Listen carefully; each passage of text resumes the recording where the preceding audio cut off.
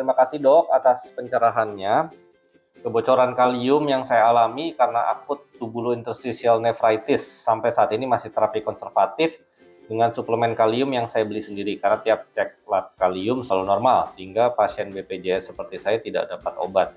Kata dokter saya di rumah sakit tipe A di provinsi saya menyatakan tidak ada solusi lain selain terapi konservatif. Benarkah demikian dok? Oke, baik. Terima kasih pertanyaannya ya. Jadi cukup menarik nih ya, karena kasusnya hipokalemi ya, jadi kadar kalium, elektrolit kalium yang rendah dan mungkin berulang sehingga beliau diberikan terapi suplementasi dengan tablet kalium terus-menerus dan tiap kali kontrol hanya dilakukan seperti itu. Nah, menariknya adalah karena diagnosa penyebab kurang kaliumnya, hipokaleminya itu karena tubulointerstitial nephritis. Penyakit apa sih itu? Jadi nefritis itu ya radang pada ginjal gitu ya. Ya ginjal itu ada banyak bagiannya gitu ya. Nah ini kalau misalnya tubulointerstitial berarti di tubulus ya, yang tempat terdapat banyak penyaringan urin segala macam, lalu untuk pengaturan elektrolit. Nah semua itu memang melibatkan tubulus. Nah untuk nefritis tubulointerstitial sendiri penyebabnya tuh macam-macam. Paling sering biasanya karena obat ya, alergi atau hipersensitif terhadap obat-obat tertentu. Bisa macam-macam, bisa obat anti nyeri, antibiotik segala macam gitu ya. Atau bisa juga karena autoimun, contohnya pada pasien-pasien misalnya pasien SLE, pasien lupus yang terkena keterlibatan ginjal contohnya. Atau infeksi, memang ginjalnya mengalami infeksi, terjadi pielonefritis akut. Nah ini saya nggak tahu nih riwayatnya yang mana gitu ya. Atau dokternya tanda kutip memeriksa USG gitu ya dari pencitraan tanpa bisa dirunut lagi penyebab awalnya apa, tahu-tahu udah ketemu, oh ini ada gambaran peradangan nih di ginjalnya sehingga disimpulkan tubulointerstitial nephritis gitu ya. Apapun penyebab asalnya, kalau misalnya kerusakan yang muncul akibat tubulointerstitial nephritis ini masih bisa dikoreksi, contoh misalnya karena induce obat, ya udah obatnya dihentikan, dikasih obat-obat anti radang segala macam. Atau misalnya karena autoimun, ya udah dikasih imunosupresan, dikontrol aktivitas autoimunnya sehingga bisa membaik fungsi ginjalnya. Pada beberapa kasus gangguan elektrolitnya bisa membaik gitu ya. Tapi kalau misalnya pada tubulointerstitial nephritis yang berat, apalagi sudah terjadi penurunan fungsi ginjal, nah itu terkadang terjadi kerusakan yang irreversible alias tidak bisa kembali. Nah kalau misalnya kayak begini, kita lihat manifestasinya apa.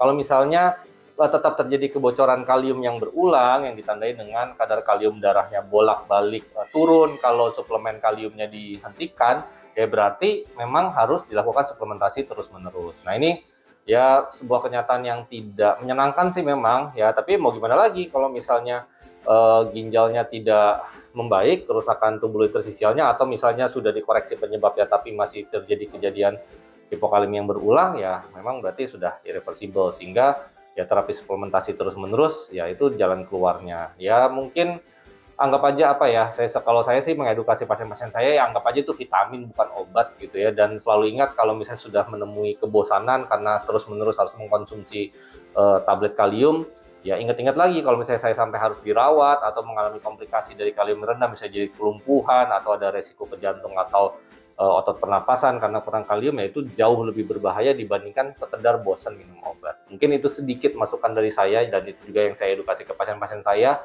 Yang penting ya kalau masih belum puas sama penjelasan dokter di sana, coba cari second opinion, itu hak semua pasien gitu ya. Bisa minta dirujuk ke konsultan ginjal hipertensi misalnya kalau misalnya memang belum pernah ketemu sama konsultan ginjal, atau ke dokter lain yang mungkin punya lebih banyak pengalaman menangani tubulointerstitial nephritis. Tapi sih biasanya ya itu tentunya subspesialis ginjal hipertensi. Semoga jawaban saya bisa dimengerti ya. Dok, saya dikasihnya Novorapid disuntik sebelum makan dan Sansulin saat malam saja. Pertanyaannya, apa beda dan fungsinya kedua obat tadi? Yang kedua, bolehkah kita kasih Sansulin pagi malam? Mengingat kita menggunakan Sansulin pasti ada pengaruhnya penurunan gula darah sewaktu. Namun kalau Novorapid nggak ada pengaruhnya. Oke. Jadi pertanyaan pertama dulu ya, apa bedanya insulin yang namanya Novorapid dan insulin yang namanya Sansulin? Ini sebenarnya sebut merek nih, tanda kutip gitu ya. Cuman nggak apa-apa, ini kan insulin yang digunakan oleh pasien yang bertanya lewat kolom komentar ini ya. Jadi saya jelaskan. Novorapid itu adalah insulin yang bekerja sangat cepat ketika sudah disuntikan ke lemak. Isinya adalah insulin aspart ya, nama kandungan zat aktifnya ya. Insulin aspart ini termasuk rapid acting insulin ya, jadi sangat cepat kerjanya. Jadi biasanya kita gunakan insulin aspart ini alias nama brandnya Novorapid gitu ya, untuk mengatasi lonjakan gula akibat pasiennya makan gitu ya. Jadi kan ketika kita makan makanan sampai ke usus, karbohidratnya dirubah menjadi glukosa, glukosanya diserap masuk ke aliran darah, gulanya kan akan meningkat tuh setelah makan gitu ya. Nah, disuntikanlah si Novorapid ini sesaat sebelum makan, supaya ketika makanan masuk, gula masuk ke dalam darah, si Novorapidnya sudah bekerja menangkap gula yang masuk dari makanan sehingga tidak terjadi lonjakan gula setelah makan gitu ya. Makanya sebenarnya ini akan nyangkut ke pertanyaan yang kedua tadi ya, karena dibilangnya Novorapid nggak ada pengaruh untuk gula sewaktu. Kebalik, sebenarnya justru kalau gula sewaktu atau habis makannya tinggi, justru pilihannya memang diberikan Novorapid, atau ya Novorapidnya mungkin dosisnya kurang sehingga masih terjadi lonjakan gula setelah makan gitu ya. Nah, itu koreksi yang pertama untuk si Novorapid ya. Nah, bedanya apa sama Sansulin? Kalau Sansulin dia itu adalah insulin basal. Insulin basal itu insulin yang bekerjanya panjang gitu ya. Jadi kalau disuntikan di lemak, dia terus-menerus bekerja kurang lebih bisa sampai 20-24 jam. Jadi makanya cukup disuntiknya 1 kali. Tidak ada gunanya disuntik 2 kali. Mendingan kalau misalnya memang gula puasanya masih tinggi, dosis Sansulin atau insulin apa namanya, Glargin ya, dia isinya ya, nama kandungan aktifnya itu, mereknya ada banyak yang lain selain Sansulin, itu juga dinaikkan dosisnya kalau gula puasanya masih bagus. Nah, kalau masih bingung, analoginya begini ya, tubuh kita itu sel-sel tubuh kan bekerja butuh gula gitu, sementara asupan gula dari makanan kan kita tidak terus-menerus makan. Lalu ketika kita sedang tidur atau misalnya lagi sedang tidak ada pengaruh makanan, kok bisa tubuh kita tetap ada gula darah yang disebut dengan gula darah puasa. Nah, itu disebabkan karena tubuh kita memang membuat gula, bisa dari pemecahan cadangan gula di hati, di otot, atau tubuh kita membuat gula sendiri ya, misalnya dari pemecahan lemak, protein, asam amino dirubah jadi gula yang disebut dengan gluconeogenesis. Dan semua proses itu terjadi spontan di tubuh tanpa adanya masukan makanan. Makanya kalau misalnya kita puasa berkepanjangan alias tidak dikasih makan, itu manusia tidak langsung meninggal ya. Manusia masih bisa bikin gula dari badannya sendiri, paling tambah kurus karena terjadi pemecahan lemak dan protein dan segala macam-macamnya gitu ya. Tapi kalau beda sama kalau dikasih air ya, bisa meninggal kalau tidak dikasih air dalam waktu lama. Nah, kemudian makanya jadinya insulin pun dibagi 2 versi. Satu yang untuk mengcounter efek gula puasa ya, jadi peningkatan gula puasa pada pasien diabetes. Nah, itu contohnya insulin Glargin, seperti contohnya tadi mereknya Sansulin. Nah, kalau untuk mengcounter peningkatan gula akibat masuknya gula dari luar, dari makanan, itu diberikan insulin yang kerja cepat, karena dia cuma butuh ya waktu 4-6 jam aja untuk menurunkan gula yang masuk dari makanan luar. Nah, itu contohnya yang tadi insulin aspart yang Novorapid gitu ya. Jadi kalau misalnya memang gula sewaktunya masih belum turun, nanti sebenarnya mesti dilihat. Ini gula sewaktunya masih tinggi gara-gara gula puasanya juga masih tinggi, sehingga memang perlu dinaikkan dosis yang insulin yang kerja panjangnya, yang disuntik sekali sehari, contohnya Sansulin. Atau kalau misalnya memang gula makannya melonjaknya jauh sekali, jadi dari sebelum makan dan 2 jam setelah makan tuh melonjaknya tinggi sekali, lebih dari 50 bahkan lebih dari 100, gulanya naik. Nah, itu berarti komponen yang insulin aspartnya, yang Novorapidnya yang perlu disesuaikan lagi, atau mungkin makannya yang diatur lagi supaya masuk gulanya nggak terlalu banyak. Gitu ya, mudah-mudahan nggak bingung ya, tapi prinsip insulin itu memang ya susah-susah gampang, kita harus paham betul cara kerja masing-masing insulin dan juga karakteristik dari pasien, entah aktivitas maupun juga pola makannya. Semoga bisa dimengerti dan bisa membantu. Dok, kalau masa pengobatan TB, jadwal minum obatnya bisa dirubah nggak? Misalnya biasa minum setiap jam 7 pagi, kalau dirubah tiap jam 9 malam bisa nggak? Jawabannya bisa gitu ya. Jadi banyak pasien saya juga berubah tuh, yang tadinya minum sebelum sarapan, 1 jam sebelum sarapan, tapi karena mengalami efek samping perut gitu ya, saluran cerna entah mual atau kayak sakit mah gitu, akhirnya menggeser ya jam minumnya menjadi malam sebelum tidur, tapi tetap dengan kondisi perut sudah mulai kosong ya, sekitar 2-3 jam setelah makan terakhir di malam hari ya. Kalau merubah sekali-sekali nggak ada masalah. Jadi misalnya biasa pagi nih udah berlangsung 1 minggu 2 minggu, kok nggak enak ya perut, terus dokternya saranin ya udah deh ubah ke malam, terus jadinya besoknya paginya nggak minum langsung digeser ke malam, itu nggak ada masalah ya. Tapi jangan bolak-balik selang-seling terus. Misalnya habis malam ya, habis itu besoknya ganti pagi. Nah, itu kan masih ada numpuk dosis yang diminum malam kalau misalnya besok paginya langsung minum lagi. Jadi jangan sering digonta-ganti. Tapi kalau misalnya hanya sekali diganti dengan pertimbangan misalnya mengalami efek samping atau lebih nyaman minum malam dibandingkan minum pagi, silahkan saja ya. Yang penting izin dulu sama dokternya. Semoga bisa menjawab. Masalah diet protein yang sering membingungkan. Dokter satu membolehkan, dokter lain sebaliknya. Jadi yang mana yang harus jadi rujukan? Oke. Jadi masih banyak simpang siur ya tentang kapan pasien dengan penyakit ginjal kronik ini harus dietnya rendah protein atau dietnya tinggi protein. Prinsipnya begini, kalau pasien sudah ada penurunan fungsi ginjal, ya fungsi ginjal itu kan salah satunya membuang sisa-sisa metabolisme yang dihasilkan di tubuh. Nah, misalnya kreatinin hasil produksi dari pemecahan otot, ya ketika otot berkontraksi, atau juga ureum. Ureum itu hasil metabolisme dari protein, ya protein yang kita makan tentunya gitu ya, atau protein yang dipecah di dalam tubuh melalui siklus uremia namanya, sehingga terbentuk produk akhirnya adalah ureum ya. Ureum ini kalau numpuk ini yang akan memberikan banyak gejala pada pasien gagal ginjal, terutama yang gagal ginjal stadiumnya sudah tinggi, misalnya stadium 4 akhir atau stadium 5 gitu ya. Biasanya kalau penumpukan ureum tuh mulutnya nggak enak, nafsu makan turun, sering sakit mah, kulitnya gatel, ya kadang berubah kayak jadi kasar yang dinamakan uremic frost gitu ya.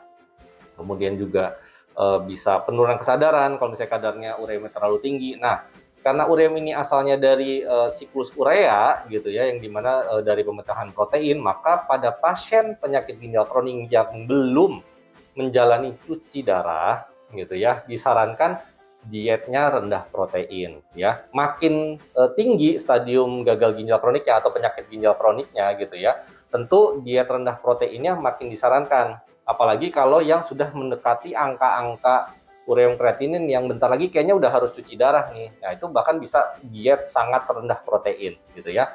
Cuman memang ada drawbacks-nya, dalam arti kata ya protein itu kan penting ya, makronutrien ya, nutrisi vital untuk tubuh, untuk sistem pertahanan tubuh ya, untuk membangun tubuh pasca sakit, pemulihan segala macam ya. Di satu sisi kalau misalnya dietnya terlalu rendah protein banget, ada resiko pasiennya mengalami malnutrisi alias kekurangan zat gizi. Makanya sebenarnya kalau kita lihat panduan atau penelitian-penelitian pada pasien penyakit ginjal kronik yang ditata laksana gitu ya, selain diet rendah protein atau diet sangat rendah protein, diperlukan suplementasi asam amino ketoasid namanya ya. Nah, jadi ada tuh preparat-preparat tablet-tablet yang sifatnya suplementasi asam amino ketoasid. Asam amino ketoasid ini selain dari penelitiannya dia bisa membantu mengurangi gejala-gejala pada pasien penyakit ginjal kronik gitu ya. Dia juga bisa mengurangi laju progresi penyakit ginjal kroniknya, jadi perjalanan menuju cuci darahnya jadi lebih lama. Plus karena dia ya asam amino ya, turunan dari protein, tapi dia tidak dirubah jadi ureum ya, dia bisa mencukupi menahan gitu ya kebutuhan protein pasien tanpa menambah jumlah ureumnya gitu ya, sehingga tidak makin menambah racun yang tidak bisa dibuang oleh ginjal. Tapi di satu sisi pasiennya jadi tidak malnutrisi. Jadi sebenarnya kalau ada dananya segala macam gitu ya, karena harga per tabletnya cukup tinggi dan dosisnya cukup banyak ya, sebenarnya tablet yang mesti diminum ya. Jadi satu tablet tiap 5 kg berat badan pasien biasanya itu ya, konsumsi asam amino ketoasid ini, jadinya ya nggak semua pasien bisa mendapatkan gitu. Cuman kalau misalnya kita tidak lakukan diet rendah protein pada pasien yang dengan penyakit ginjal kronik, apalagi terdapat kebocoran protein yang cukup signifikan gitu ya dari hasil analisa urinnya, ya tentu progresi penyakit ginjal kroniknya akan makin cepat ya, sehingga makin cepat menuju darah. Atau ya nanti uremia tambah tinggi sehingga bisa resiko ya kalau uremia gitu ya, bisa penurunan kesadaran, kejang dan lain-lain gitu ya. Nah, itu kalau yang pasiennya belum cuci darah. Kalau pasiennya sudah cuci darah, dibalik paradigmanya, kita sudah tidak perlu khawatir lagi dengan penumpukan ureum ya, karena pasiennya sudah rutin menjalani pembuangan ureum 2 kali 3 kali seminggu lewat mesin cuci darah.